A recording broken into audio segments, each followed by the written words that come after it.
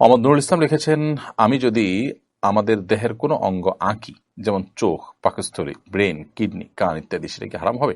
আপনি কোনো একটা অঙ্গের ছবি আঁকলেন, সেটা হারাম হবে না, কিন্তু পূর্ণাঙ্গ অবয়ব যখন একটা প্রাণী তৈরি করবেন সেটা শুধু হারাম হবে। এমনি নাইম HB এডি থেকে আপনি লিখেছেন, আমার আম্মু প্যারালাইজড, তিনি সরাসরি সিজদা দিতে পারেন না, তিনি চেয়ারে বসে খাটে সিজদা দেন, চেয়ার আর খাট সমান উচ্চতার, এতে কি নামাজে কোনো সমস্যা হবে? আপনার মাকে আল্লাহ তাআলা রহম করুন এবং সবরের তৌফিক দান করুন, আমরা দোয়া করি তাকে আল্লাহ তাআলা আরোগ্য দান করুন।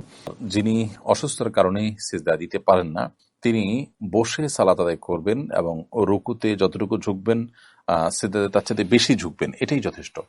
অতএব তার কপালটা যদি কোনো সামনে টুল দিয়ে, উঁচু টুল দিয়ে সেখানে রাখেন, এটাতে আসলে তেমন কোনো পার্থক্য তৈরি করবে না, বরং তার জন্য বিধান হলো তিনি রুকুতে আল্লাহু আকবার বলে ঝুঁকবেন, এরপর সামি আল্লাহু হামিদু বলে সোজা হয়ে সিজদার নিয়ত করে একটু বেশি ঝুঁকবেন, বাস এটাই তার সিজদা হিসাবে বিবেচিত হবে ইনশাআল্লাহ তাআলা।